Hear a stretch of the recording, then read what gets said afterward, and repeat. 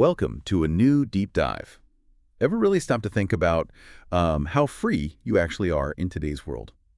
We're diving into a genuinely fascinating and maybe a little provocative look at modern freedom, our dependencies, and, well, how deeply systemic controls might shape our lives. Our source material for this deep dive comes from excerpts titled The System, a Philosophical Unshackling, and specifically drawing from a video called Political and Philosophical Rant before poker coaching Why You Are a Slave of the System. Now, despite that title, it's far more than just a pregame chat. Our mission today is to sort of extract the core philosophical nuggets from this dialogue and see what it truly means to be, free in today's modern world. Yeah, it's really interesting how this discussion, which, like you said, starts off framed around something practical like poker coaching, is pivots so quickly. It goes right into these deep philosophical questions. It genuinely challenges our common assumptions about what freedom looks like. Okay, let's unpack this then. The video, it kicks off with this pretty strong sense of disillusionment about trusting established systems. The speaker starts by sarcastically mentioning the Epstein list. That cultural reference used to highlight how powerful people might just evade scrutiny.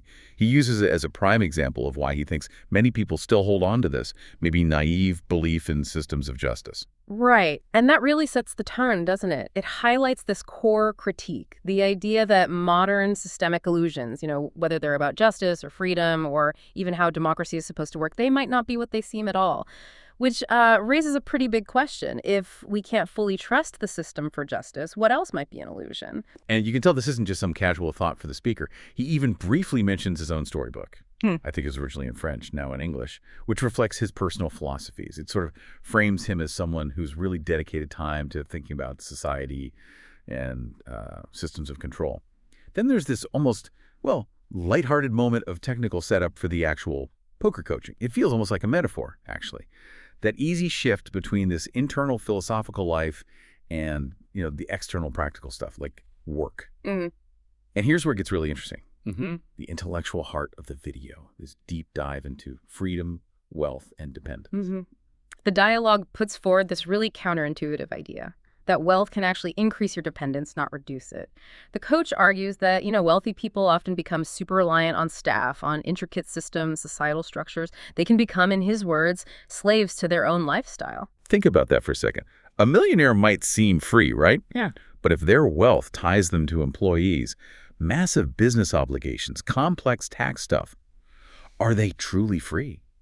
The speaker suggests that, perhaps surprisingly, poverty, or maybe just minimalism, might offer more real autonomy. And this connects directly to that powerful statement he makes. The more obligations you have, the bigger slave you are. If we connect this to the bigger picture, it kind of echoes Stoic ideals, doesn't it? Like Seneca or Diogenes, who famously lived simply and, mocked the rich and powerful. Back then, you could conceptually kind of opt out of the system, at least more easily maybe. But that raises a key question the source tackles. Is that even possible in modern society? Can you really opt out now? Yeah, the source material really hammers this point home, that the modern system seems to offer no escape without some kind of penalty.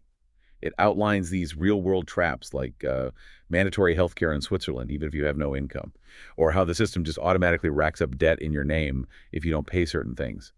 Even if you reject taxes or military service, the debt doesn't just vanish.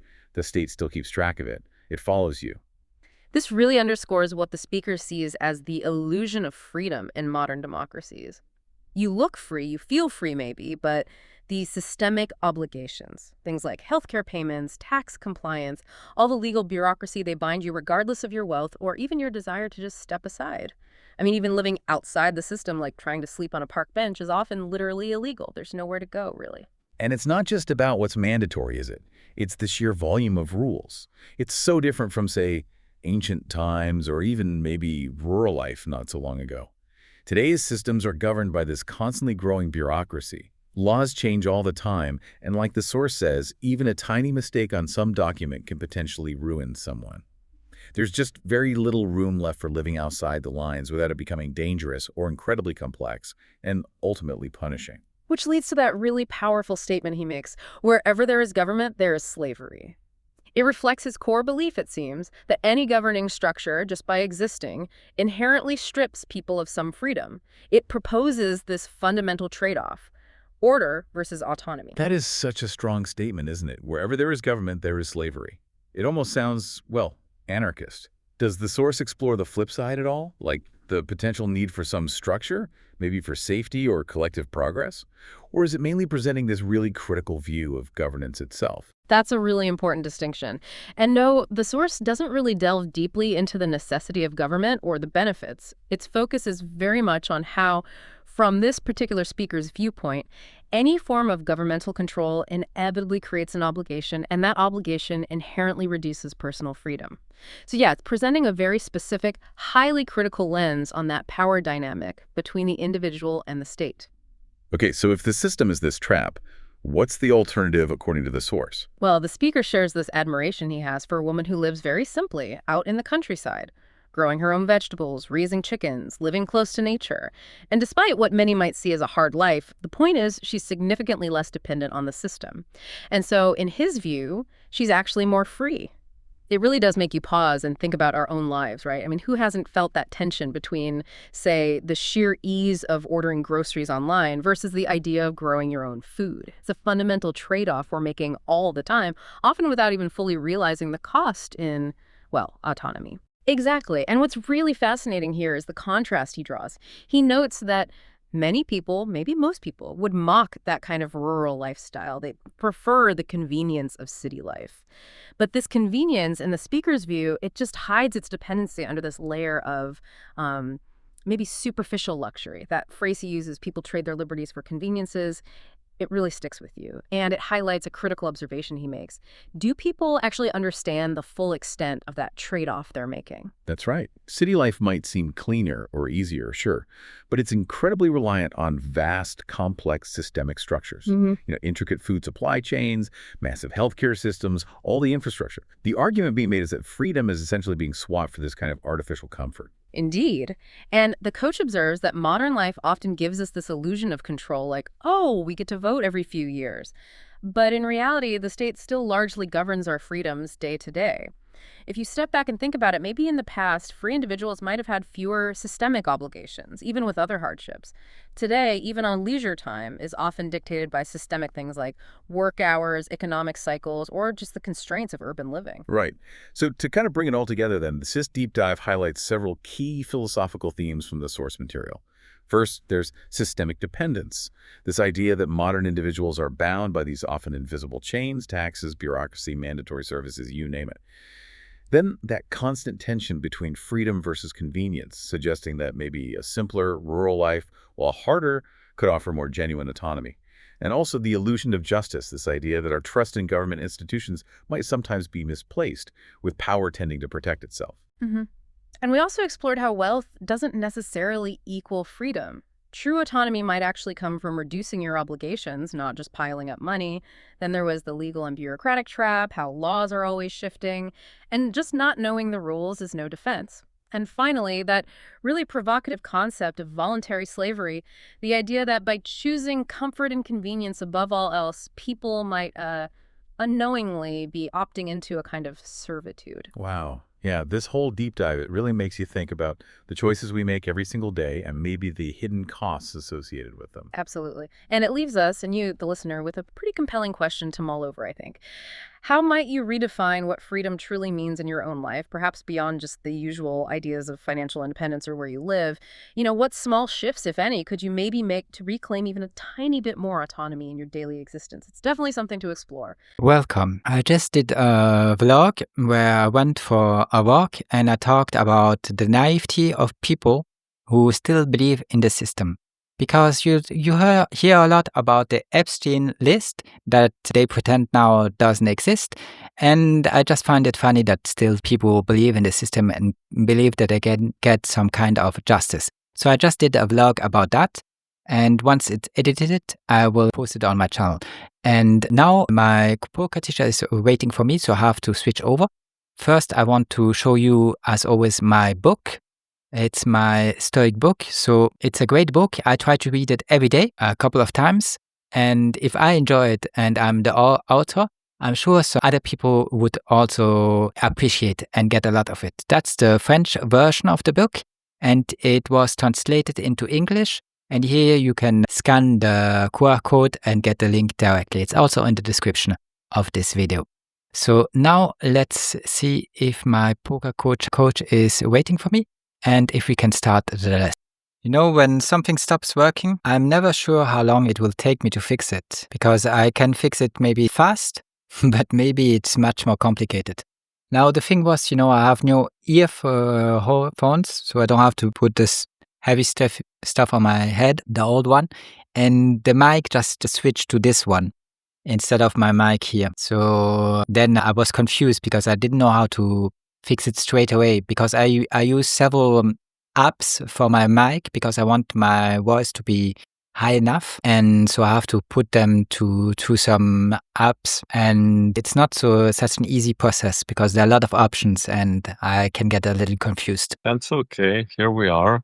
So how have you been? I've been good, thank you. A lot of things I'm doing, so I think I'm not too bad. Apart from that, I didn't put my tie very well on today, but apart from that, everything should be fine. You are not standing today. No, I'm not. Yeah, I do it sometimes for 1-2 days. I've also been running and walking a lot recently, so my legs are quite tired. I feel like I deserve to rest them for a few days. I feel like if I can do standing this like 1, 2, sometimes 3 days, but then I feel like I wanna start sitting again. So I do it from time to time. I think maybe few days a month, really. I don't do it very often. Yeah, if you give me a couple of minutes, I thought about our last lesson and the philosophical subject we talked about, wealth, and your reply to it, which was quite interesting.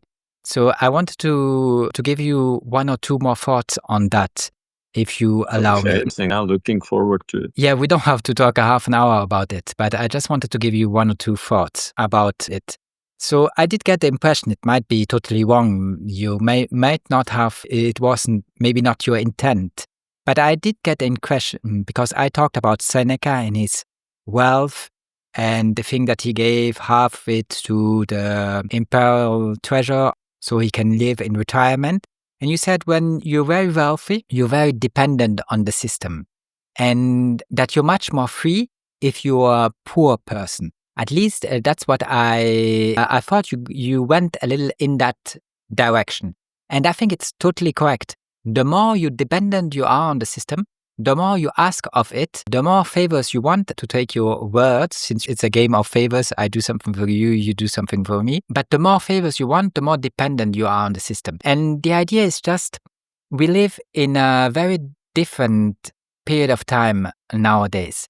Because at the time of Diogenes, you could easily just choose, not easily, but you could choose poverty and live a poor life. And there weren't too much obstacle against you. Now you must be careful because maybe you end up being a slave, because extreme poor people ended up being slaves. So you have to be a little careful because of that. It wasn't rosy, but still there weren't an immense amount of obstacles you had to face. So Diogenes managed to live his life by choosing not to play the game and living outside of the system, being self-sufficient. And yeah, he's one of the greatest philosophers we ever had. But today, if you try to do the same, it will get very difficult. Because where I live, for example, you have to pay your healthcare. You have to pay it even if you have no income. You still have to pay it because it's the law. Everybody has to pay it. So let's say you're just outside of the system and you barely survive by begging, and you get just enough money to buy a sandwich. Then you have no money for 6K healthcare a year. So what do? Well, the state will just put in debt on your name. They will realize that you don't pay and they will write it down as a debt you have to pay back. And one day they hope you make enough money to your debt that you have.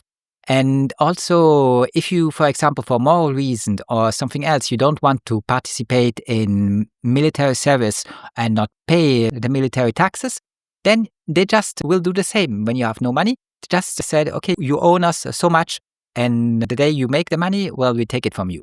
So it is very, very hard to be outside of the system. Also, if you try to slip on a bank, well, you get into trouble. If you try to slip in a park, you get into trouble. They will fine you, they will put you in a jail. So it's a very difficult situation to be outside of the system. Nowadays, we are all more or less dependent on the system. But I still think that everybody should strive to be as free of it as possible and has as little obligation toward it as possible. Because the more obligations you have, the bigger slave you are, the more you have to produce, the more you have to pay. So I just wanted your feedback on that. No, I really like that thought. And really, most connected me, I think, the last point you said, that I feel exactly this way, that the more slave you actually are. So someone could be a millionaire, but they could actually be very dependent on their workers, their servers, their society, all this stuff. So actually that limits their freedom the more dependent you are on supermarkets or everything in our society. So it's a different way of being a slave, really. And then money is like a tool for slavery. I think you could think about it this way as well, that the money, we're so dependent on it. And the Swiss law seems very brutal in this way. For example, in Estonia, healthcare is, if someone's not working, they don't have to pay for healthcare, but then also they would only get a bill if they use healthcare services. So in your country, it sounds like even if you never went to a hospital or a doctor, never used their services, you could still have a lot of debt from just living in the country. Is that the case? You have to pay to be alive. You have to pay money to be alive. But the good thing is that normally you can explain to them that you have no money. And if you can prove it and you have all the documents right and you go all to the hoops of the government, then they will pay it for you. But you have to go through all the hoops, and the law changes from time to time. And your thing with the government, all the documents, they always have to be up to date. If anything goes wrong, for example, let's say they paid for the last 5 years, but suddenly you have an income because you do one thing that you didn't do in the past, and some money ends up on your bank account. So then they will ask questions, and then if you cannot answer them, or not everything goes straight, or one norm is not respected, they will just block it. And then you end up in a worse situation than before, because maybe the income is just not enough to pay for everything. And just because you have now a little income, you don't get the benefits anymore. So it's a very complicated thing. The good thing is there are people who manage to be up to date and everything goes through smoothly for them, even if they don't have any money. But, well, if something goes wrong, it goes wrong. And it's a bureaucratic thing, and they go by laws that always change, and you're in a bad situation, especially if you have no idea. You might not even know any of that stuff, because not everybody's an expert in law. Not everybody knows every article. So something can easily go wrong. But normally, if you do everything right, if you fill out the right documents at the right moment and you talk to the right person, then normally it should be fine. But it's not always the case. I mean, it can go wrong if something stupid happens. And if they are generous now, that doesn't mean that they will be generous in 5, 10, 15, or 50 years. The politics change, the law changes.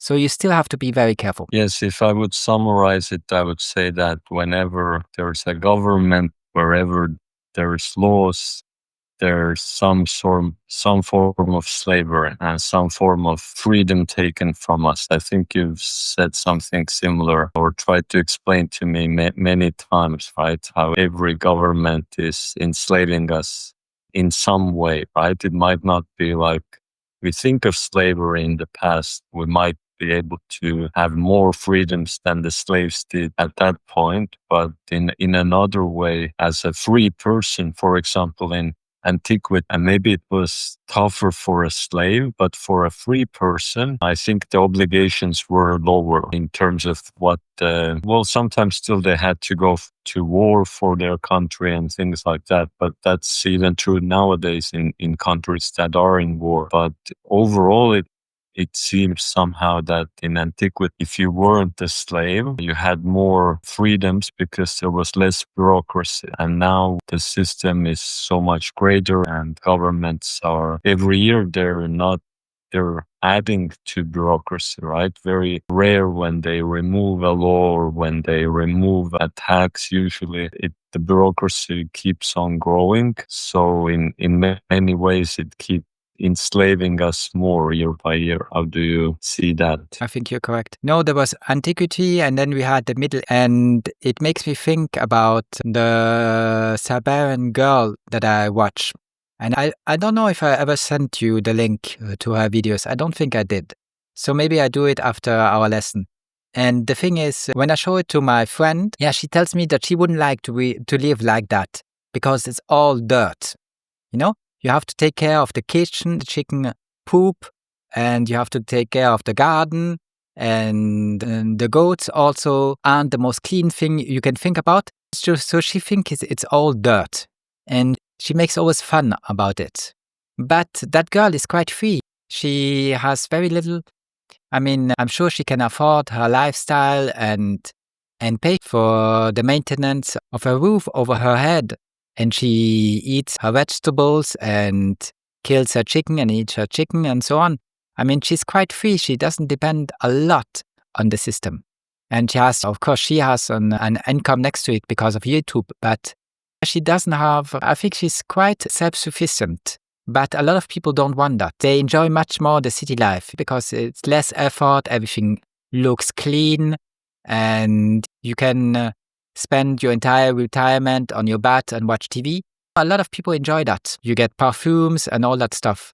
And the country life, well, you wear the same clothes every day. Why would you change clothes? They would only get dirty.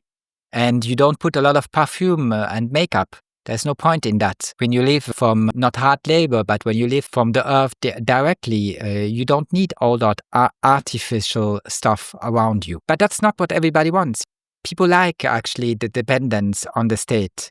And they like the system where they get the illusion that every 5 years they just have to make the right choice and then everything will be fine. Yes, it's like they're trading possibilities for their freedoms. So it's true, it might be hard work, although I think back in the day, actually, they had more free time in their days than people do nowadays. Most people have to be in their workplace for 8 hours, also drive there usually with a car. And most of their day, they actually are not free to do what they want to do, most people. Whereas that time, I do think it takes time and there's always stuff to do in a farm. But no, it's just you go, you feed the animals in the morning and maybe in the evening as well.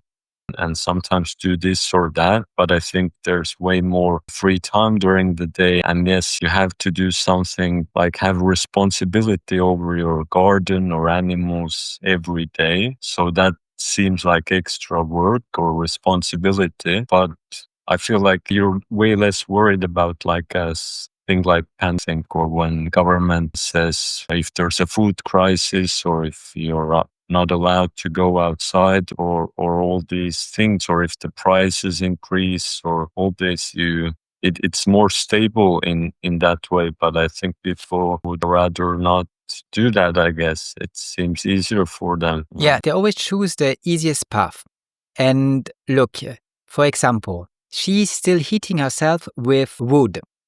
And let's say she mismanages her wood quantity and she runs out of wood in the Japan winter. It's very cold there. It might be minus 20 degrees. I don't know exactly, but it's very, very, very cold. So if you do a mistake and you mess up, it could cost you your life. And nowadays, nobody has to think about the quantity of wood they have to buy every year and make sure it's dry and that you can use it and that it will light up. Nobody has to think about any of those things because somebody else takes care of it. If the heating doesn't work, they just call a number and somebody comes and fixes it for them. And they like that much more because, yeah, it's the easier solution. Yes, for the cost of free. Exactly. I'm very glad that we agree on that point. That's very nice, Norman.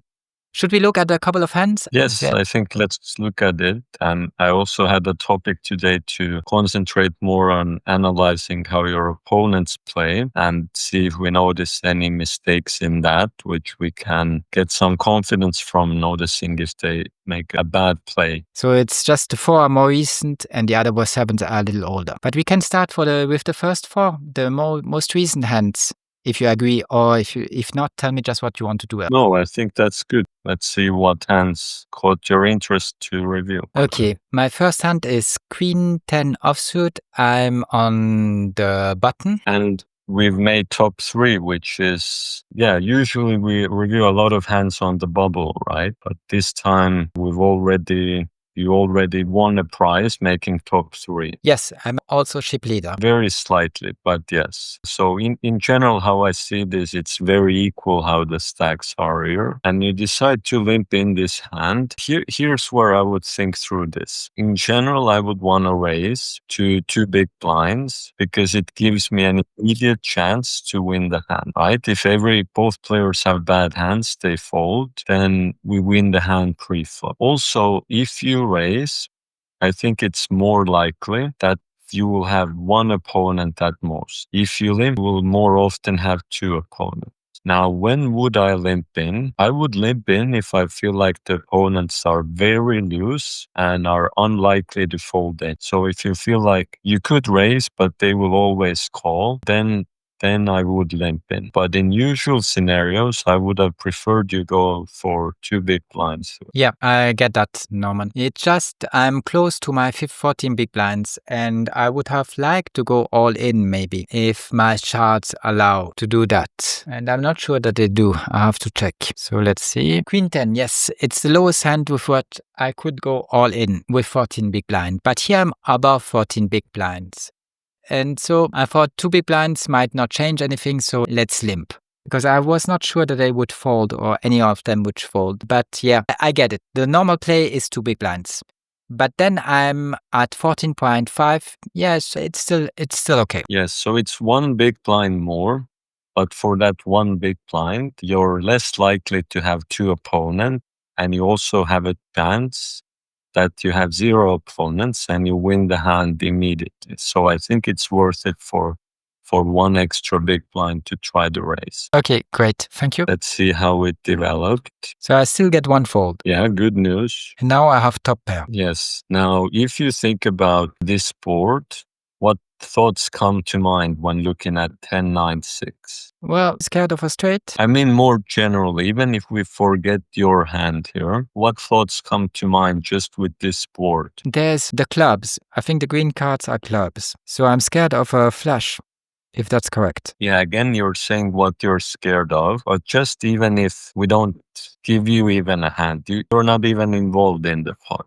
Just a board. Is that a board that people are usually interested in or not? No, they should not be too much interested in that because but player 5 has random cards, so he might have something low, like a 6. Well, he might have 10-5, right? Or 9-4. So 10 and 9 also can be like a lower card hand. It's ace 10 or ace 9. Okay, he probably doesn't have. But he might have 10-7, 9-2, 9-3. So in that case, I do think it's possible to have a 9 or a 10 for the opponent. But one thing with this board is, what is any 7 or an 8 on this board? Any 7, any 8. Are you scared of the Again, it's that you not could to do. make? It's not to do with my hand here. It's to do with what thoughts come to mind with the board. So Yeah, I don't know what first should come to mind. It's low cards, Yes. and he has a random hand. So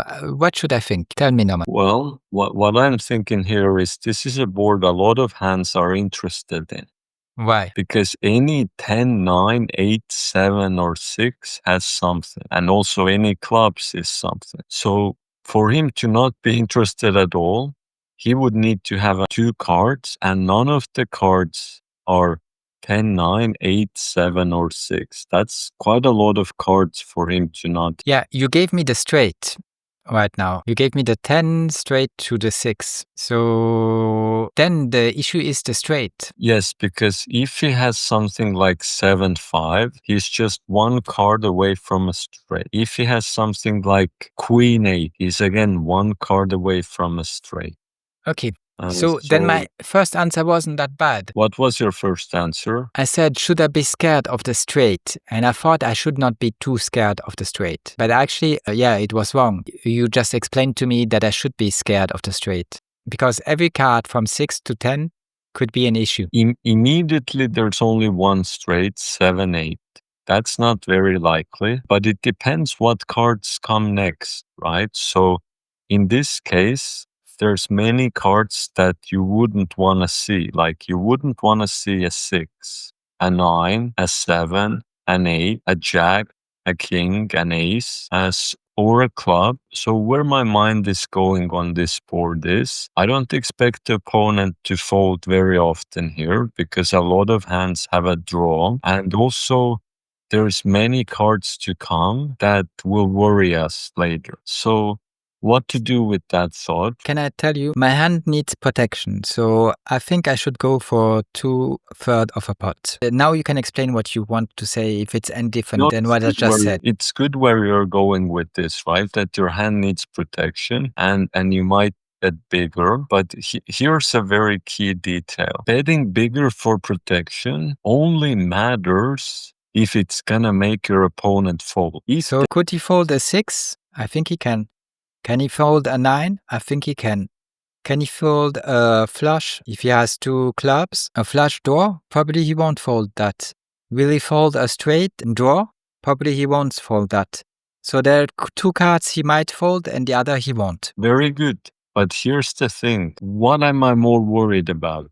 A 6 or a 9, or a straight card or a flush card? Which is more worrying for me? That's a good question. It's a question of probabilities. Is the straight happening more? I'm not worried about the 6 and the 9 because I will win anyways against them, but I would lose against a straight or a flush. So I think I should be more scared about the straight and a flush. But also the probability of it happening is less than 50%. So how much is it actually?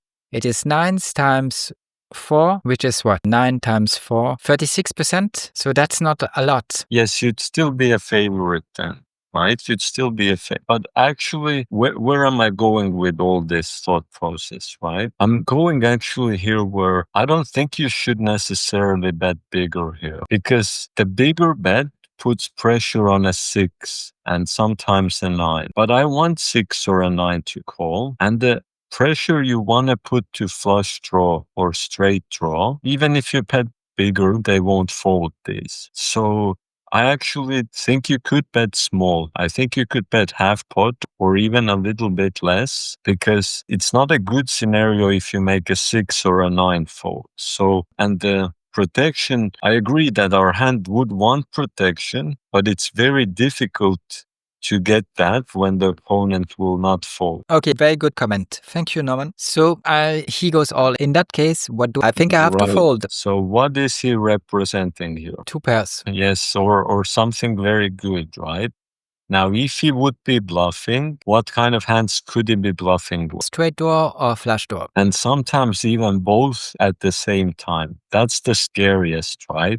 He could have both draws same time, yes? Yeah, I agree. So here's what I would think. If he has that 2 pair, which you said, or 3 of a kind, or 7-8 for a straight, what chances your queen 10 has? I have no chance. Almost no, very low chances. Maybe 10% that you hit a 10 or a queen and it will win. But if he has a draw and he's bluffing, does he have no chance? No, because he's very lucky, as you said, and he has an 8 and the jack, for example, clubs, well, then he has a lot of outs. So it's not like if he has no outs. Exactly. So here's how I see this scenario. Either he has a lot of outs and might have 40%, 50%, or he has close to 100% because he has 2 pair or a straight. So I don't know which one it is right now, but he's not saying he has a 9 or a 6 anymore. He's saying he has something greater than that. So should we now risk it for our tournament here, or should we make a fold? By the way, if you fold, who would be chip leader? I think I still will be chip leader. I think he would slightly be, because he has 2.87 that he didn't bet on the table. But essentially, you would still be very close. I mean, all three, he would win a small pot, right? His pot is 2.95. He's making a big risk for a small pot. So even if you fold, it's not like you will get a big reward for it. He wins this small pot. So I do think you can be disciplined here and make a fold. Yeah, I hope I did. Nice. Pocket sevens. Okay, but can we go back to last hand? I remember the topic I had in mind for today, which is the mistake your opponent might be doing. Now, in this case, it's difficult. We don't know what hand he had, but let's say he did have this two pair.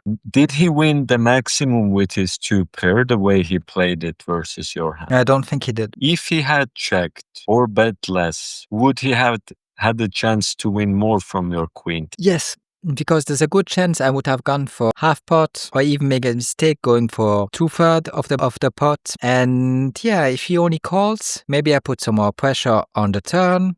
So there's a lot of ways he could have taken something out of me. Or just if he went for half pot, then it would be hard for me also to decide if I have to fold or if I have to call it, since I had top pair. So there are a lot of ways he could have made more money. Exactly. So sometimes the opponent can make a mistake even if they win the hand, because the mistake could be that they didn't win enough, right? Yeah. So it could be that they actually could have won maybe a way bigger pot than they did in this scenario. We never will know if he was just wanting to win here because he had a flush draw or a straight draw and he just wanted to win the pot now. And that's why he went for his 11.99 big blinds. Or if he just played it badly. I don't know if he put so much pressure to make me fold or if it was inexperience of his part. Okay, good. But in either case, you could say, even with the draw, let's say he did have a good draw, did he need to take so much risk with his draw? What other options did he have if he did have a draw? So with good hand, we already discussed that he would have won more if he had not gone all in. But if he had a draw, okay, he wins the pot, but would he also have had other ways he could continue with his draw with less risk? He could go for half pot, but then I will call. And if the queen comes, then he's not in such a good shape anymore. He could have gone for 2/3 of a pot because he thinks his draw needs more protection. I think that would have been the best play for him, 2/3 of a pot. Okay, but yes, so maybe with a draw, he wouldn't have always won it. But what I'm highlighting here is even if he had a draw, he's risking all his chips with a draw then. And he doesn't know if you will fold or call. And sometimes you would have something like pocket sixes or a straight yourself here. Yeah. And then he's in big trouble. So right? you're telling me that it's more likely that he had two pairs like 10-9 or 10-6. Well, anything 6-9, but it's more likely he had that. That's what you're telling me. But even then, he shouldn't have taken so much risk because, yeah, he could have just played a little more sneaky and get more money out of me, more big blinds. Yes, so I'm really trying to highlight that either way, if he had the draw, he's risking more than necessary. With a draw, he could bet, he could call your bet, he could bet a draw out in a much safer way. And if he has a good hand, he could also play it in a way where he wins more chips. So I think either way, he likely overplayed. He's either risking too much with a draw or he's not winning enough with a good hand. Okay, I agree. So I think with a draw, he should have gone for 2/3 of a pot, and with made hand 10-6 offsuit, he should have, well, he can ask for something, but half pot, or he waits until I improve and I start betting. But both alternatives would have been better. Do you agree with that? I think it's fine what you propose here. I think it's better what he did, but I would have really preferred if he would have checked on the flop and get some information about what you want to do first. So I would have preferred that. Okay, that he checks. He would have preferred that. How Great. the position he checks, sees what you want to bet, how big you bet, and then reacts to that, right? So Okay, but when he checks and I go for half pot, he cannot 3-bet me. He cannot just go then all in. That's not possible. He can it only is call. possible, but Can he do? even if he would have done the same thing then, he would have still won half pot more, right? So even if he would have done exactly the same, but had you bet half pot first, he would have still won more in total. Yeah, but it's strange to me because I have the impression that sometimes I cannot go all in, even if I want. How is that possible that I have that impression? I don't know. What do you mean by that? It's a wrong impression. I thought that I was in scenarios where I could not raise anymore or go all in, that it wasn't allowed for some reason. But maybe I'm making that stuff up. If he checks, you bet half pot, then he is in liberty to raise it if he wants to, yes. Yeah, okay. So if I have enough big blinds, I should always be allowed to go higher. Yes. Okay. It's just an impression that I have because I thought that in a couple of situations that wasn't possible. But I'm all wrong since you tell me so, and that makes sense. Let's see the next hand. My pocket sevens. So pocket sevens is quite good, but I'm on the small blind and the cutoff and the big blind did show quite a lot of interest in the pot. Now they only went for 2.5 big blinds, so I think I can call. What do you say? The rule of thumb of how much greater we would want the reward to be to call in this spot with a pocket pair. I don't remember the rule. I know you talked about it, but it's quite a lot. It's something like 4 or 10 times, and I don't remember more if it's 10 times or 4 times. Actually, it was 15 times more you'd want 15 the times. reward. Okay, so a huge amount. So is Okay, the reward 15 times higher? And I can say yes, because he has 175. So there's a lot I can take from him if I get lucky. What's the maximum you could take from him? What do you mean? What's the maximum you could win this hand? I have to do 175, 176 No, plus No, you're 2. looking at the wrong player for that. Oh, okay. No, yeah, you're correct. It's impossible. The maximum I can make is 59. Yes. Good. 58 something, right? So, or 59, like you said. So here's the question. You have to call 2 more big blinds. What's 15 times 2? 10 is 20 and 5 is 10, 30. It's 30, right? So this rule would say that you could call here if you could win at least 30. And in this case, it's double that, right? Close to 60. So yes, I think you have enough here to call with your sevens and see the flop. So I did that, and now the flop isn't great for me. And I check, player 3 checks, and player 5 checks also. Okay, think about that for a moment. What sort of hands can you start to rule out that they have? What does it look like their average? Their average hand, what does their average hand has? That's a very hard question you ask me. I know we did that last time, but it's still a hard question. I think there's a good chance he has an ace, but not the strongest ace.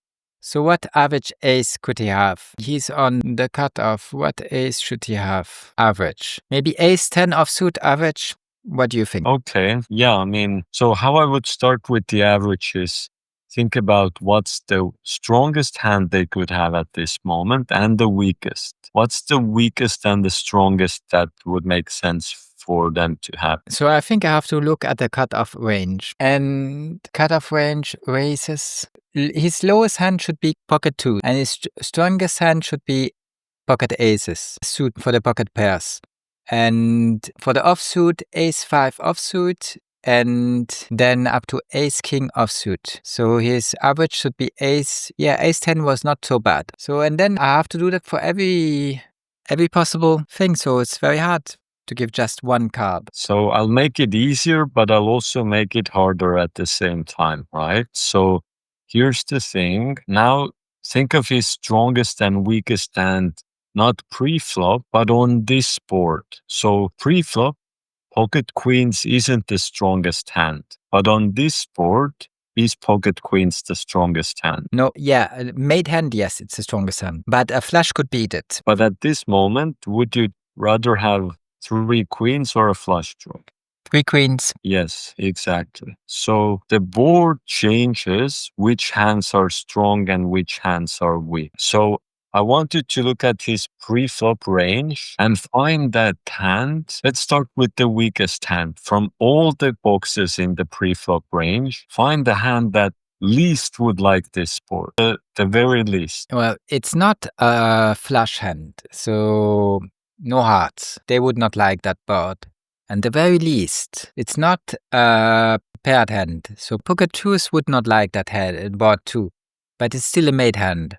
So I think we can find worse than that. What would be the worst? 10, 9 offsuit, or maybe 8-6 suited, but Oh. not that kind of suit, not a No. heart. Do you think? 10-9, I really like 10-9 offsuit.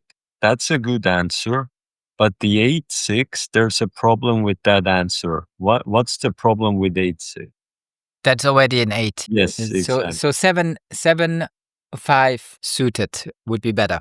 They would not like that. Okay, very good. And which suit for 7-5? Let's give him clubs. Yes, exactly. So actually, you have the diamond and the spade. So for 7-5 suited, if it's 7-5 of clubs, that would be not liking this board at all, right? So I think you found the weakest hand. I think that's 7-5 and 7-6 also, right? I think 7-6 is similar. 7-5, 7-6, these are the weakest hands. Okay, we've done 1/3 of the exercise. Now the other part. Let's find the strongest hand on this board. But here's where it gets complicated. Find the strongest hand that would do what he did on the flop, which was what? Check. Exactly. So that means we have to start discounting or removing a lot of possibilities through that.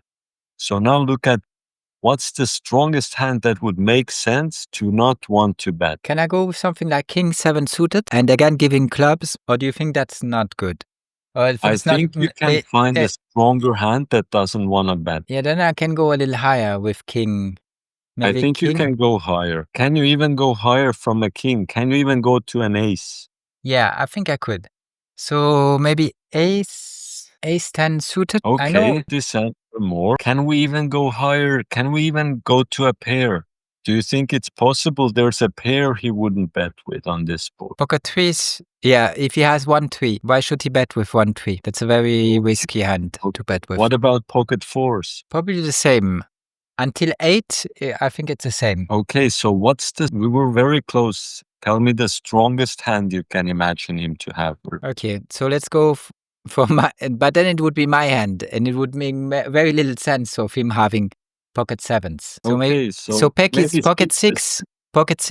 Okay, good. Now we've established at the worst he might have 7-5 of clubs, and at best he might have pocket sixes or hand like ace jack. Now to the third part of this, where would the average be? And actually what you said before, that king 7, I think that would be pretty good, maybe a little higher than king 7, maybe something like king 10. Could be between the pocket sixes, it would be sixes, it would be twos, it would be an ace something, and then king something, jack something, all the way down to 7-6, 7-5. I think it could be like a weak ace, maybe ace 4, or like a king 9, king 10. I think somewhere around that could be his average. Does that make some sense? Yeah.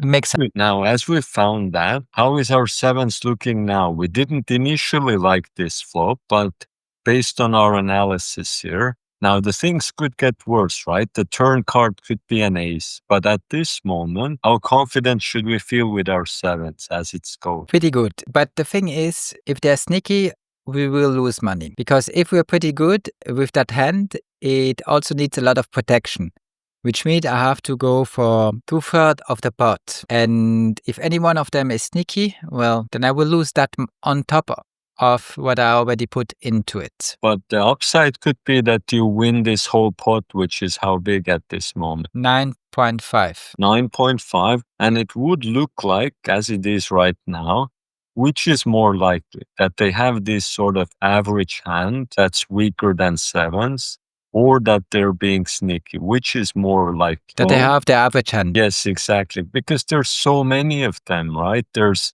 ace 10, which you said, ace 7, ace 9, ace 5, ace 2, king jack, king 10, 10 9, 7 6, 7 5, pocket fours.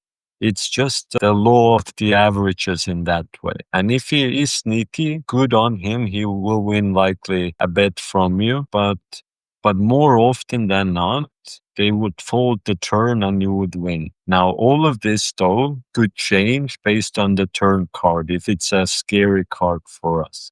But before we look at that, let's think of... But the thing is, now you assume that they are good players, that they realize that King 10 suited isn't great, but I don't play against such good players. So I'm not sure that my 2/3 would scare them away. Maybe, but I'm not sure. It's a risk. But yeah, maybe I should risk it because the reward is 9.5, even though I'm not so confident that I can make them fold, both of them. Yeah, the good news is even if they fold, they would still need a king or a 10 to beat you. So Yeah, the chance I agree. is in your favor in that. Okay, I agree. So, but I don't think I did bet. Wait, before the turn, one step backward. Let's think through what is a good turn card for us. Let's not look at this turn yet. Go back to so what would be a turn card which wouldn't change our analysis too much? If an ace comes, would we still feel the same way that our sevens is doing good? Or if a king came? What are the cards where we can stay with the assumptions we just did on the flop? Well, any card lower than 7 would be nice. Yes, I agree with that. And a 7 as well, obviously. But in general, now, if we see the turn card here, that's a very good card, right? The only hands that improved were pocket sixes but other than that, even if they had ace 6, we are winning against ace 6. So it is a good scenario. But it's still difficult, like you said, because they might not want to fold. Or if they will fold, that might take a big risk from us. But I do think that there is some reasons why you could go for a bet here. There is good news, however. Even if you don't bet here, you could still win the hand if they don't hit their king, 10, ace, something on the river. So even if you don't make them fold at this point, you still have chances if the river is not helpful for them. Yeah, but we're asking a lot. Well, yes.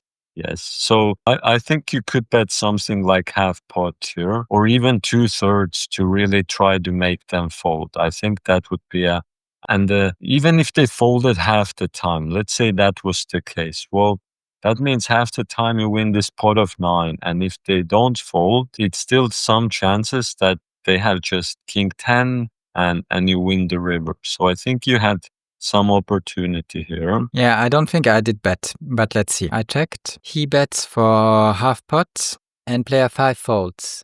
So can I call that half pot bet? And a queen would beat me, an 8 would beat me. So I think I have 2 chances of losing and 1 chance of winning. I don't think it's that great. So I think I should have fold. Okay, but let's not forget our analysis. Why did we think he won't have a queen or an 8? What caused that reason? He didn't show any interest until now. Right. So it's possible he was being sneaky, but we also discussed that it's very likely that it's because he just doesn't have a queen or an 8. So now he's betting, now he's showing interest, which is a bit strange, right? Because if he had ace 9, why would he show any interest? Do you have any thoughts about that? I don't know. It does make sense to show interest now. If he wanted to bluff me, it would have been much better to bluff me on the flop than on the turn.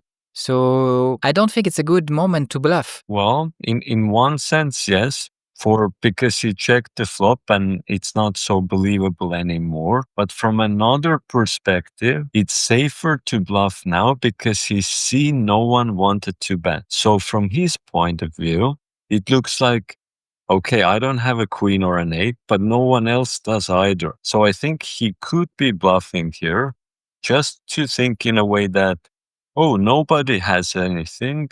I'm just going to bet with my king 10 and win it. That's possibility. Another possibility is maybe he has that 6, right? We talked about hand like ace 6, 7, 6.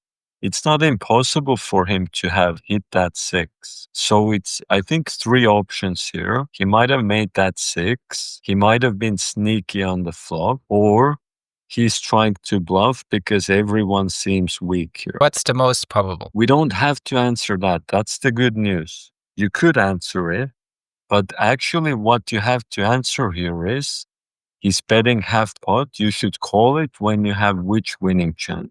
When I have a winning chance of more than 25%. More than 25. So really the question you have to answer for yourself here is it more than 25% chance that he has a 6, that he's bluffing here, and he doesn't, if it's always queen or an 8, we should fold. But if you think it's more than 25% chance that it's a 6, it's a bluff he's doing, something like this, then you should call. So how do you feel about this? Is it possible that one in 4 times he has just king 10, ace 9, or a 6 somehow? 25 is 1 out of 4, yeah. So can he be bluffing me or having a 6 1 out of 4?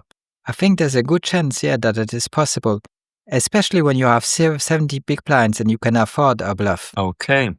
So that makes us think that, very lastly, can we afford to be wrong about this? So is this a bet you could afford to speculate with and possibly lose? Yes, but the difficult thing is, if he bluffs me now, there's a good chance he will put some more pressure on the river.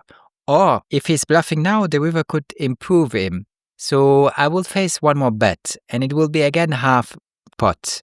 Then it makes it much more expensive, don't you think? Yes, but at the same time, if you fold the river, then it makes it more expensive. That's true. If you call the river, then actually your reward would also increase, right? If you think he's very aggressive and bluffs again, then you could call again on a river if it seems like a safe card, and your reward would increase. But I would want to bring this option up.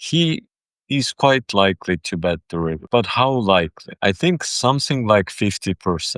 There's still a chance he might have ace 10 and be like, well, maybe I win with my ace anyway. It's also possible he has a 6 or a 3, like a low pair. And on the river, think that I don't have to bet, I can win with my 6 or a 3 anyway. So what you say is true, that we should be cautious or mindful that he might put us in another bad situation on the river. But is it so likely? Because we only have to win it 25%.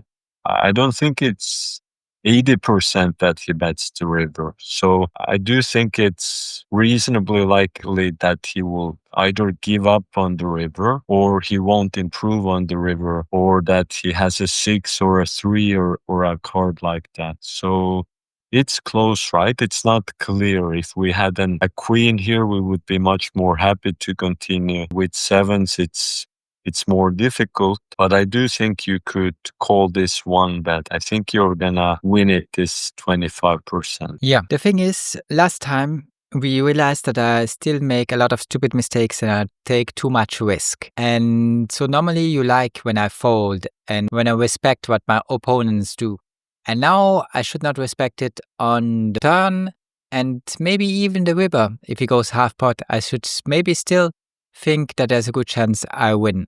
I should risk quite a lot this time, and normally I must fold, so that's a little hard for me.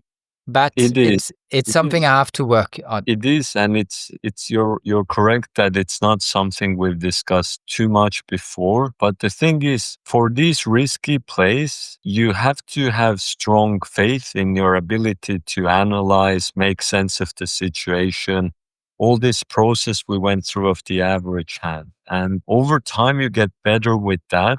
And that's where your skill to make this seemingly more risky plays makes more sense, right? If you're not so comfortable or quick with your analysis, then yes, it makes perfect sense to fold. There's 2 higher cards. He's betting. It's to do with like what level of analysis you are at, right? So what we're talking now, it took us long time to get to this conclusion that we continue this 7. So I think it's fine that you folded it in this moment if you did, but the key thing is, as we practice this more with our future hand reviews, the better you get at it to figure out the average hand, and if the opponent makes sense what they're doing. And then the more you will find opportunities to play hands a bit differently. So it's a process in this way. Yeah, I understand. It will take a long time, but I hope I will be fast and I will be able to do that in a couple of seconds in the future. And I will be confident enough to know when to take the risk and when to fold. Exactly, good. And just like with anything, right? If you think about your pre-flop decisions or all the other stuff, at first it took way longer than they do right now. So, from my perspective, this is actually like a big moment in our lessons, I feel like today, how we analyze this hand. I feel like this is like a new level unlocking of understanding of a situation. Maybe Yeah. I'm overstating it a bit, but it's a start of a lot more new opportunities and strategies, I feel like. Yeah. Do you know why it gets faster with time? Well, I'm not sure if it's a rhetorical question, but in many ways, a lot of situations are similar, right? So if another time you're in a hand like this, maybe you don't have sevens, maybe you have a six, maybe the board doesn't have an eight, but has a nine. But a lot of situations are similar. So once you analyze them through once, it becomes easier to do it in the future. And also if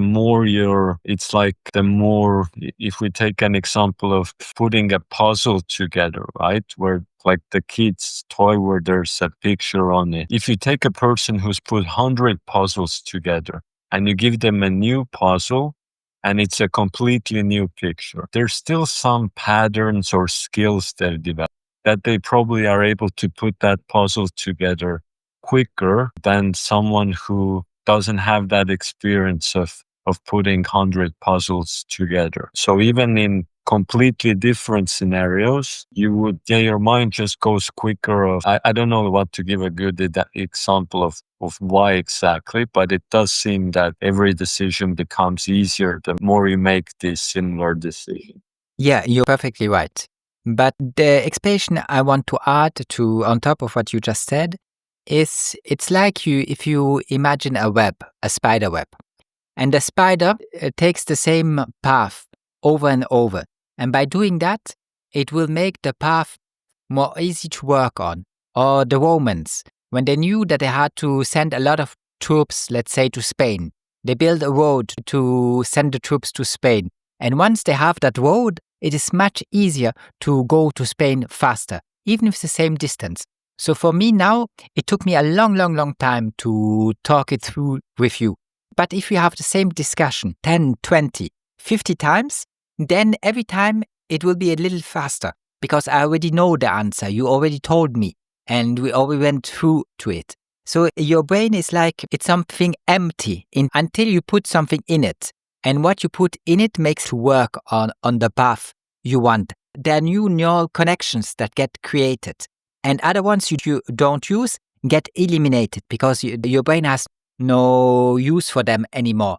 So it makes it easier. It's like when you play the piano. At the beginning, you get a new piece and it's impossible to play it good. But when you work on the same piece for 2 months or 6 months, it gets much easier. And suddenly you can do it on autopilot. Yes, very, very good example. Exactly. Very good. I agree. Thank you, Norman. So we watched 2. I have 2 more, but I don't think we have time to go through 2 more because it took us a long time to do this. What do we do? Do we look at 1 more or do we call it a day now? Let's take 1 more and see how that goes. And if it's very quick, maybe do 2 more. If it's slower, then just do 1 more, but at least 1 more. Okay. Thank you for your generosity. Here, the next one is Queen Jack offsuit. I'm on the button. I have 1 limb Queen Jack. So Queen Jack, and I'm deep stacked. Queen Jack offsuit. Yeah, I should at least call, but it would be nice if I get somebody out. So I think maybe call or go for 5x. I don't think that 2 big blinds would make a lot difference. What do you say? I do think it makes a difference. If you limp, big blind will always be in the pot, right? And if you limp, small blind has to put just 50 more cents in. Even if you raise to 2 big blind, already big blind has to make a decision. and small blind would have to put, instead of 50 cents, 1.5. So I do think it makes a difference. I agree with you, should at least limp here. But I do think there is benefits in raising. I think even if we go small, there's chances that player 6 or player 7 will fold. Maybe not both, but these chances will increase. So can you go 5? 5 is really more about pressuring the limp, right? 5 is more concentrated of immediately winning the hand. Now, here's what worries me. Our hand's not super strong. And also player 4 has a lot of chips, and they have more chips than us even. So you could go 5. I mean, that's the standard thing where we talk that first to do this move versus a limper. But I feel like at this point, I'm not sure he would fold, and then it's a very big pot, and we just have queen jack. It's not like we have aces here or even ace queen. So for me, what I would like here is go something like 3 big blinds. I feel like that puts more pressure on the big blind and small blind. I think good chances they might fold, at least one of them, sometimes 2. And player 4, it's like I'm not even worried about making player 4 fold. I'm just trying to raise something to make big blind and small blind fold, if that makes sense. Yeah, and somehow you think that 2 big blinds are not enough, but you think that 3 No, might. two. I mean, But you think I that said, 3 I said, might do the trick. But the thing is, they're quite deep stuck. They have 81 and 73. So does really 1 big blind make a big difference for them? I mean, it might if they have something that close, right? They might have 7-8 offsuit. They might have 7-3 suited. They might have queen 4. I mean, you're right. With some hands, it won't make a difference, right? If they have an ace, probably doesn't make a difference. If they have a pair, doesn't make a difference. But the blinds, there's a lot of hands which are these type of hands like queen 7 suited. I feel like if you go 3 big blinds might fold.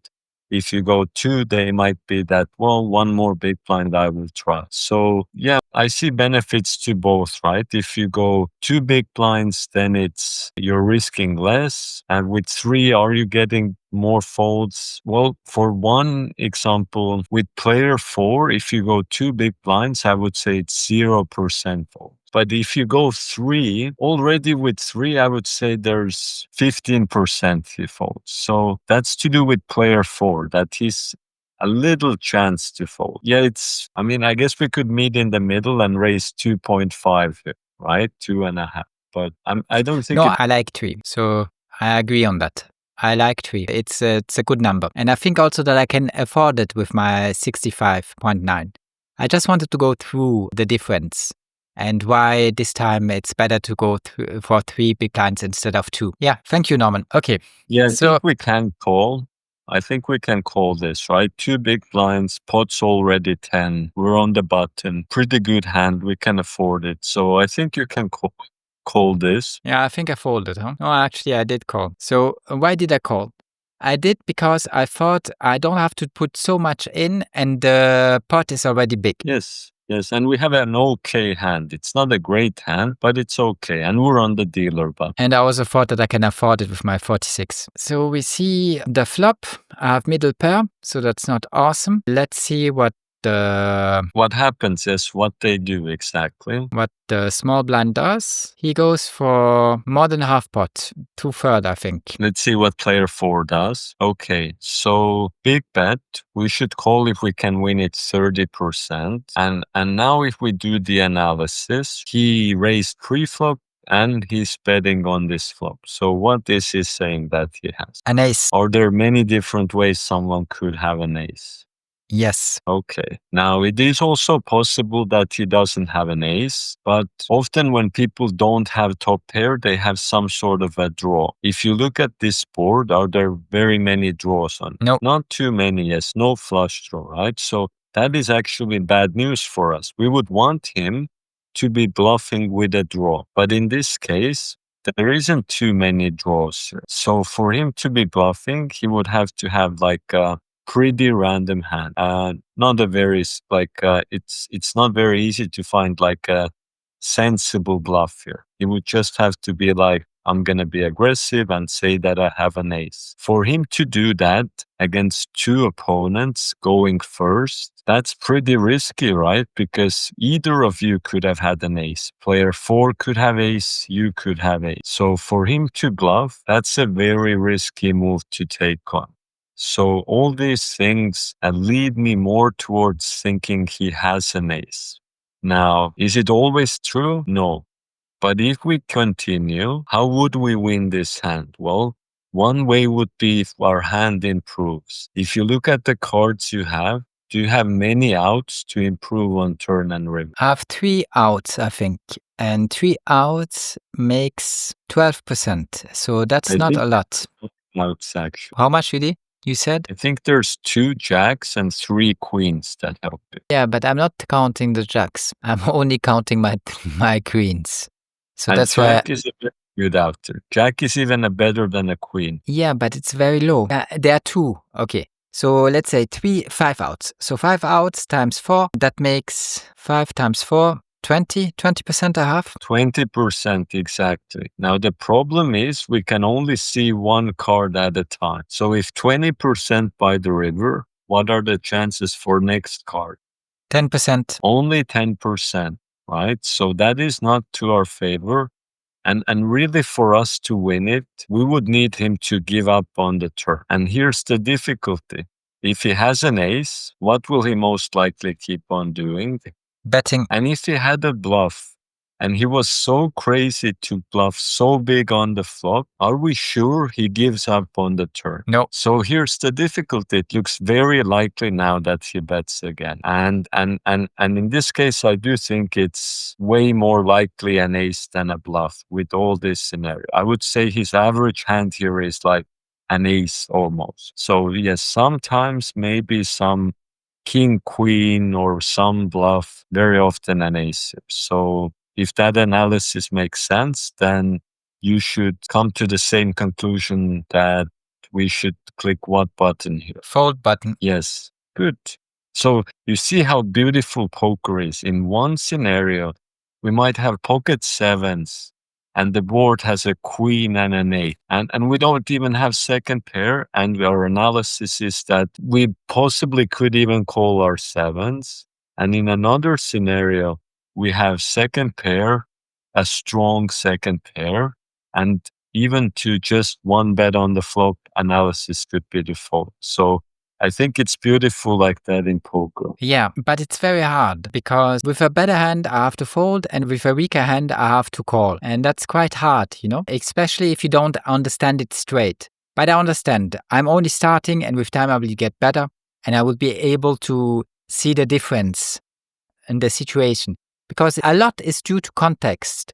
Here, we have to be so scared about what he did because he did put 3 big blinds or more on the table as a pre-flop while we were limping, player 4, and I was limping. So he showed a lot of aggression, and now he keeps on doing that by going for 2/3 of a pot. The only thing that is a little that we could think about is why did he want so much protection? Why didn't he go for half pot? But that's probably just the case because he's inexperienced, because he hoped we would call with a jack or anything else. Yes, you're right? If he has an ace, it looks very safe. So if you had an ace, why bet so big? And yeah, I like that. And that could make us suspicious, right? That maybe he doesn't have that ace. But the danger with that is that a lot of people just think in a way of how strong their hand is and don't really think of all the context and protection, and the ace doesn't have to worry about a 2, 3, 4, so many safe cards. So a lot of people would just be like in the thinking that I have ace 10, that's a very strong hand. That means I can make a very big bet. And as simple as that is the most common way people think in poker. I mean, you have to play against professionals really for them to start betting more based on a situation. Like a strong player might bet very small with a very strong hand if the situation makes sense for protection or these elements. But majority of players would think more in this way. I have an ace, I bet 2/3. I have a jack, I bet maybe half pot. And if I have a very low pair, maybe I bet like very small or check. Most people think in that way. So you could even say their bet size is transparent for a lot of people. It's not always true. Maybe he's being very tricky here, but that stops when you play against better players. sorry? That will stop when you start playing against better players. That will be what you just said is only the case when you play against big fish and amateur recreational players. Yes, exactly. So as a professional player, when I'm on a table, then my analysis will depend on whom I think my opponent is. Yes. So I might play one way against one opponent and another player another way against another opponent. Yeah, I understand that because you're a very good player. So now there's one hand left. Jack 10 offsuit in this one. If you want, we can take a look at it. If not, we can just stop. Yes. I feel good. Let's review this as well. Okay. And also you made me a compliment, right? You said I'm a very good player. So now you used the positive aspect of language, and I feel more willing to continue working with. Right? I didn't say that to see one more hand. I just said it because I know that you are thinking on a high level, and that for me, I still have to learn a lot to be able to do the kind of analysis that you did. That was the only reason why I said that. It had nothing to do with the next hand. That's good. I mean, it's that's even better then. So yes, good. Okay, let's see this one. Top pair again. And I have a club, which is nice. Yeah, I mean, that's a complicated hand. That might take us a while. So we have a lot of opponents here. And we also have a 10, which in general needs protection, right? We don't want to see a queen, king, ace, 9, 5, club, all these things. But we talked about this, that we can't really protect against those good hands. If they have a flush draw, if they have a straight draw, it's almost impossible to make them fold. They don't want to fold a flush draw. They're not going to fold a flush draw or a straight draw. So we should more be in the mindset of, do we want to make it a bigger pot? Do we want to try to get some value of 5-9? And do we want to fold out some people? Just make it that we don't have 4 opponents, maybe we have 1 or 2. Because someone might have ace 4. Ace 4 will very likely fold. That's actually good for us because ace is one card that could beat us, right? Another player might have king 7. They could also fold. And already if these 2 players fold, we make someone fold with an ace, that's danger to us, and someone fold with a king, that's danger for us. Now, we can't fold like a very good hand here, like a flush draw or queen jack. That's an open ender and 2 cards higher than a 10-9. But we can fold some crappy ace, some crappy king. We can also get some value from a 5 or a 9 if we don't bet too big. Now, that's one option then, to go for a small bet. I would like that. I don't think we need to bet big to make a crappy hand fold. And we don't want to bet big because we want a 5 or a 9 to call. So I think you could go for a small bet. I actually like it. The other option could be that so many opponents, let's be super conservative and just check, we're out of position, let's see what they do, and if they don't bet too big, then call. So if you wanted to be very safe, you could check, but I like a small bet here. And here's why I don't want to bet half pot, because I don't want a 5 to fold, right? So I'm just trying a 5 to call and something like ace 3 to fold. And I feel like a third pot is accomplishes that very well.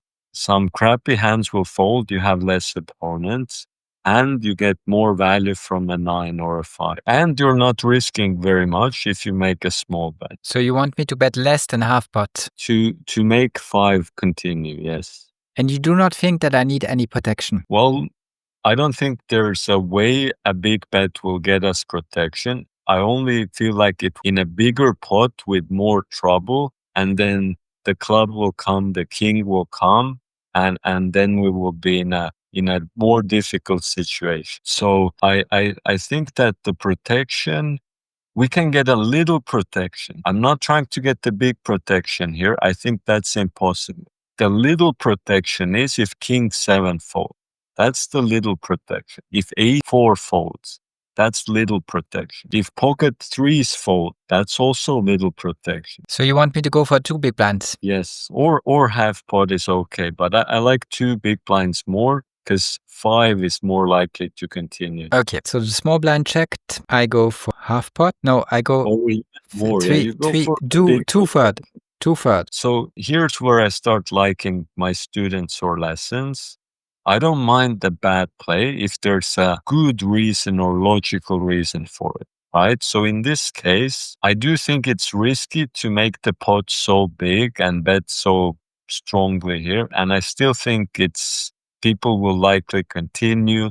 You still have to have a difficult decision on the turn and river. So I'm not a big fan of the big bet here. And also it makes a 5 fold, even a 9 might fold. But what I do like is that you didn't do just an automatic bet. You thought it for a reason. You want to take the pot down here. And there's many things that support the bigger bet here. I mean, you have a 10, you'd like to win the hand now. The only difference here is I don't think it's possible to make a draw fold here. That's why I'm not trying to make it fold. But I think it's logical also the bet you did here. Okay, thank you. Continued. Yeah, I think that's quite common. Okay, we need a good turn card. Would you say it's a good turn card? No, I don't think it's a good turn card. It's not the worst, right? It's not like a king, a queen. I mean, we still have top pair and you do have one club that's pretty good, right? So I don't hate this. But aren't you scared of a 7 and an 8? Yes, I am. But against 7, 8, we can still make a flush and get lucky on it. But I am scared of 7, 8. I'm also scared someone already has a flush. If someone has a flush with a queen, king, or an ace, then we have 0 chances at this moment. So in general, I agree it's not a good turn card. All I was saying was it's not the worst turn card, right? So I said it like it's interesting. Thank you, Norman. Thank you. It's not the worst. Yeah, so 2 opponents, we have this top pair. How does it seem? Should we continue like pressuring them or well, let's start with this. Is it like a value bet spot where you're very likely have the best hand? Is it clearly that you have the best hand out of 3? No, I don't think it's clearly. Player 4 checked. That's a good sign. But I still think there must be a reason why they both called. And I'm not sure that reason did just disappear with 6 of club. So I'm not sure that actually we can make them fold. I would like to win the pot here. But I have to go for at least half pot. And I'm not sure I can make them fold. Exactly. And then what happens is we keep on investing into making the pot bigger and bigger. Then on the river, pot will be like 30 something or 40. And already we're hesitant about it, right? So, and it doesn't look like they will fold if they didn't fold the flop. And also, lastly, you bet quite big on the flop. I don't think they just have a 5 or even a bad 9. I mean, it's dangerous if 2 people call a big bet. So what makes sense here on the turn? It makes sense to check. Yes, I do think it makes sense to check. Also, good news, we will see what the other players will do. That will help us in our analysis. And big benefit is we maintain the situation, right? So if someone has a 9, then it's okay. We'll still win it. If player 8 has like also 10, maybe weaker 10, we can still, it's not like we immediately lose it.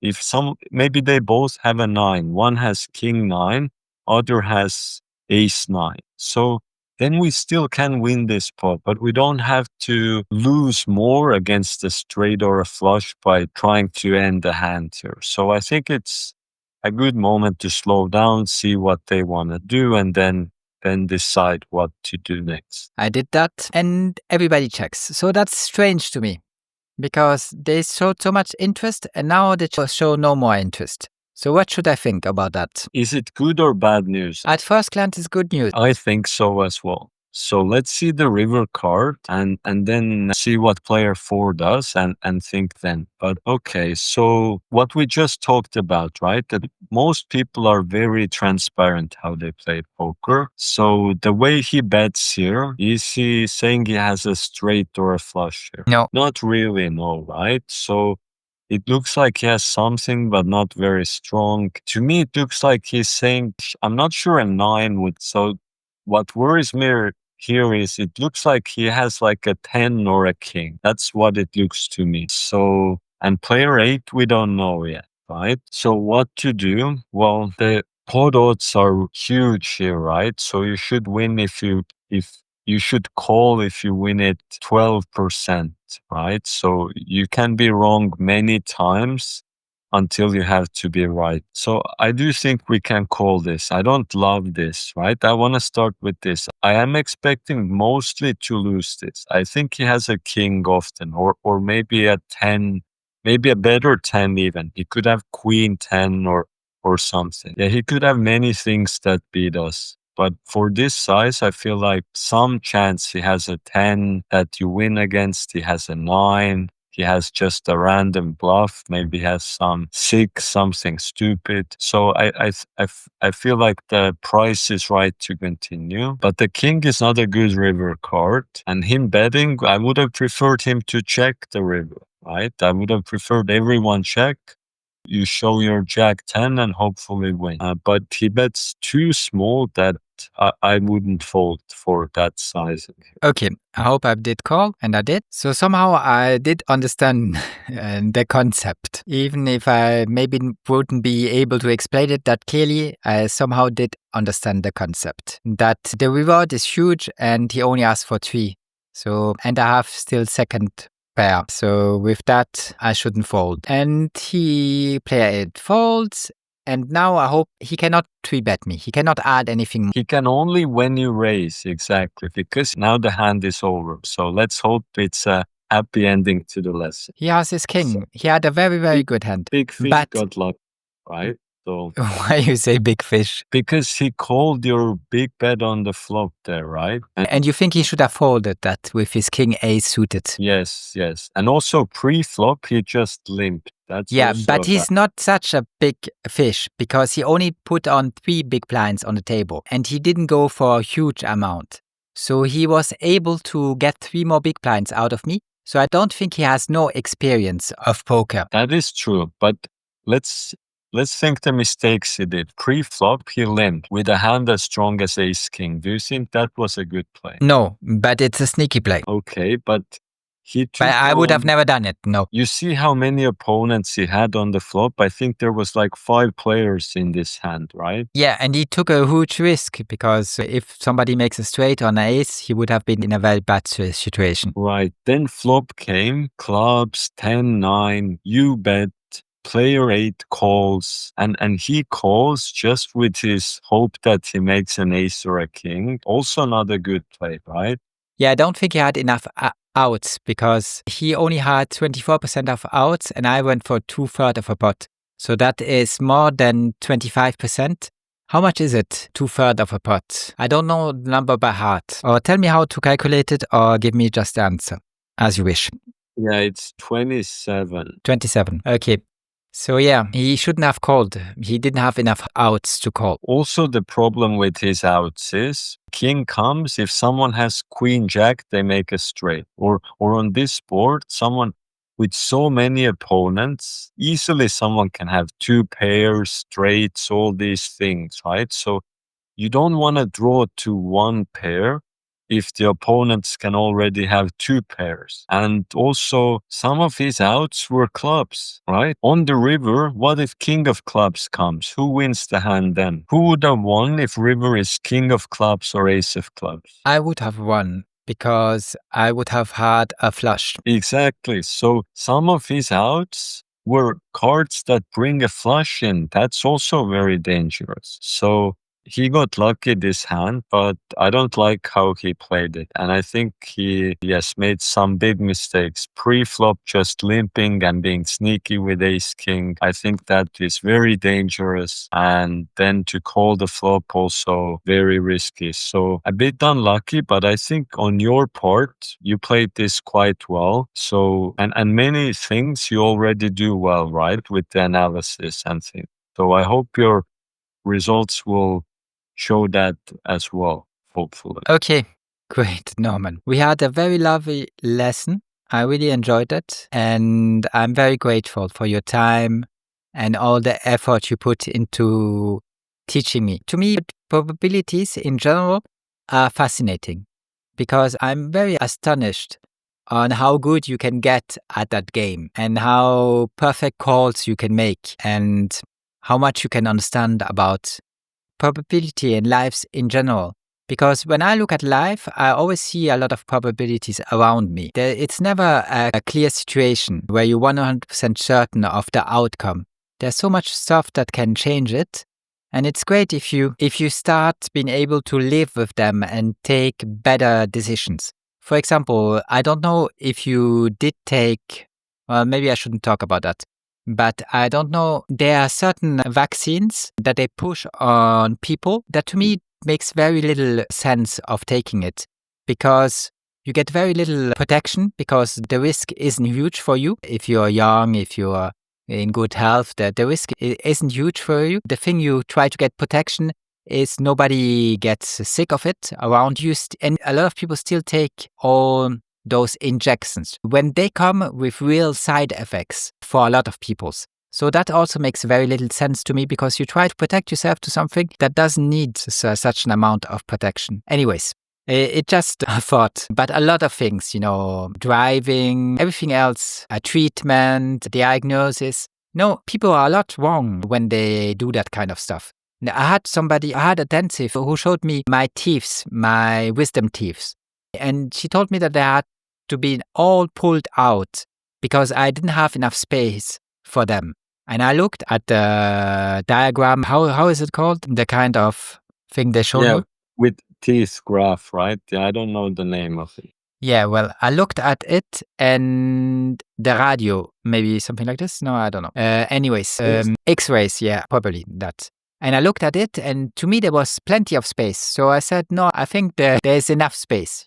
And I was right and she was wrong. She told me if I don't do that, I will just get one more infection and then I will have to take again antibioticum and then they will have to, at the end to pull all of my teeth out. So it's much better to do it straight away. That's what she said, but she was wrong.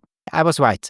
So it's not because an expert says something that he's right all the time. Now, why is he wrong? Because it's probabilities. He thought that in that case, the likelihood would be higher that every teeth would have to be pulled. That's why he said it. Or he just did it because it makes him money. One of both of those solutions. So you can think what is more likely. But you see, it's a way of thinking that is very similar actually than looking at your opponents on a poker table. Because you also ask yourself, why are they doing stuff and what is the probability of they doing one or the other? So I really enjoy that. Yeah, I want to say this thing, right? Like if you don't pull a teeth out, it might get infection. I also, maybe it's better if we chop the hand off, then it won't get hurt, right? You can't break your wrist or your elbow if you have removed the hand, right? Yeah. I think that. Yeah, you pull it to the extreme to show that a certain way of thinking is ridiculous because if you do it too much, the result will be bad. And it's true. And they still do it from time to time. And when they do that, what you just said, they do it for financial reason.